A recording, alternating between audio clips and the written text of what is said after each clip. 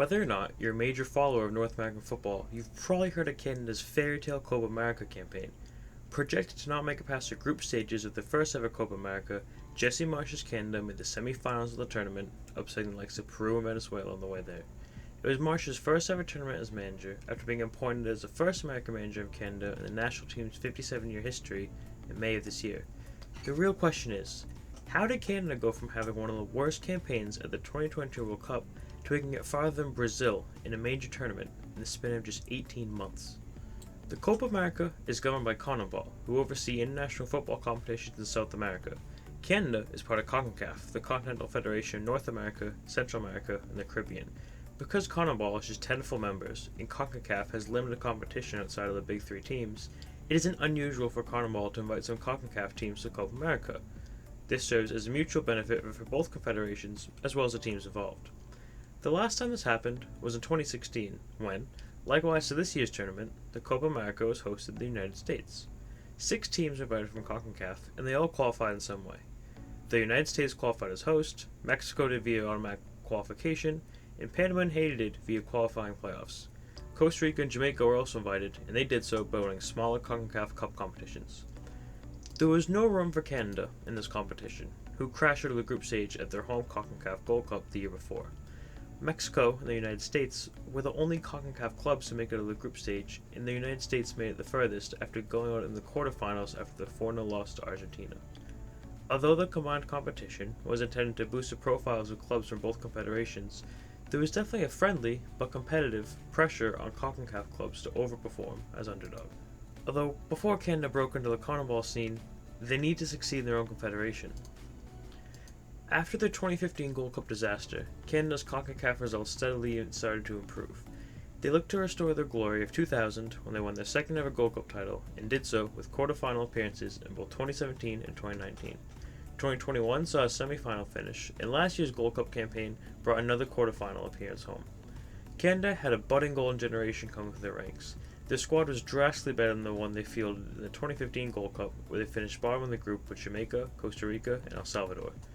Canada now had players at some of the most elite clubs in the world. They still had their fair share of Major League Soccer players, but Celtic's Alistair Johnson, Fulham's Luke de Foglera, Portland's Stefan Estacchio, Inter Milan's Tejan Buchanan, Bayern Munich's Alphonso Davies, and more stars were catching all the headlines back home in Canada.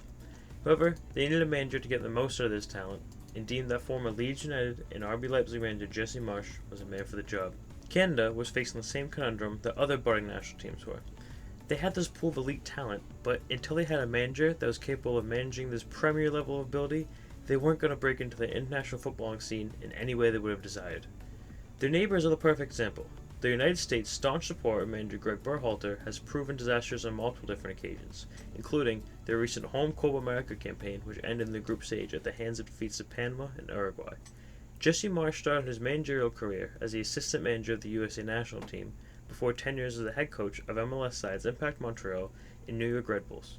He climbed his way through the Red Bull setup, getting the RB Salzburg job in 2019 and the RB Leipzig job in 2021. After just 20 games at the Bundesliga side, Marsch caught the eye of then Premier League side Leeds United, who were looking to replace their recently sacked Marcelo Bielsa. Marsch was appointed in February of 2022 and lasted just 37 games until his sacking in February of the next year. Leeds finished 19th in the Premier League at the end of that season and were relegated. Marsch went from flying the flag for American managers in the top flights of Europe, as well as starting an American revitalization of Leeds United with signings such as Tyler Adams, Weston McKennie, and Brendan Aronson, to finding himself without a job. There was hope for Marsch, as the USA manager Greg Berhalter's contract as manager of the national team expired in 2022. Anthony Hudson was named as interim replacement, and the search lasted until June 2023. With Marsch available, and perhaps the most proven American manager given his top-flight experience, it seemed like he was the obvious choice for the USA. However, the US men's national team did what they do best, shocked the world with their sense of mediocrity. It was announced that Berhalter would be returning to his post as USA manager on the 16th of June, 2023. Marsch's hopes of perhaps his dream job fell to dust just as quickly as they rose. Marsch found himself without a job for the next 11 months until a rather surprising announcement came in May of this year. Jesse Marsch was announced as the new manager of Canada ahead of their 2024 Copa America campaign. Canada had 2 friendlies planned ahead of La Copa, against the Netherlands and France. The first game resulted in a 4-0 win for the Netherlands. An unfortunate result, but not a surprising one. However, Canada's next match is what caught international attention.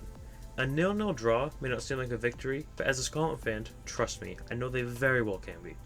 Marsch played a 4-4-2 with the attacking minded Liam Millar and Tajon Buchanan in the left and right midfield positions.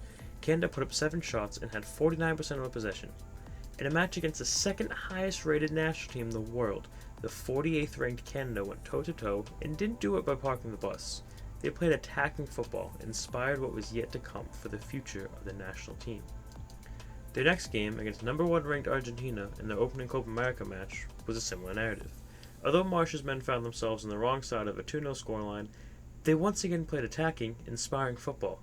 There was something special in the air, and that turned into something that was more real than just anticipation. Canada defeated Peru 1-0 and held Chile to a 0-0 draw, both CONMEBOL opponents. Their 4-point total was enough to advance past the group stage of the first ever Copa America, one of 2 CONCACAF clubs to do so. The penalty shootout victory over Venezuela secured a shock spot in the semi-final of the Copa America, the only CONCACAF side to make it to the semis in the 2024 edition of the tournament. It was here where they fell to Argentina with another 2-0 defeat, but there was much more to the narrative than that.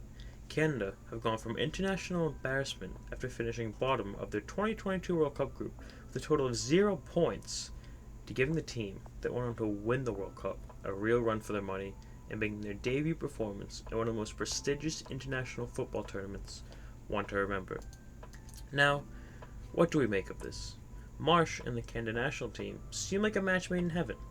They both showed signs of potential, but just needed someone to invest the faith in them. Canada gave Marsch an opportunity to bounce back, and he's grabbed the opportunity with both hands, and he's done so while daring to play attacking football. Are Marsch's tactics and experience the perfect balance for a budding Canadian national side? Or given he's only had 7 games under his tenure, could it just be a beginner's luck?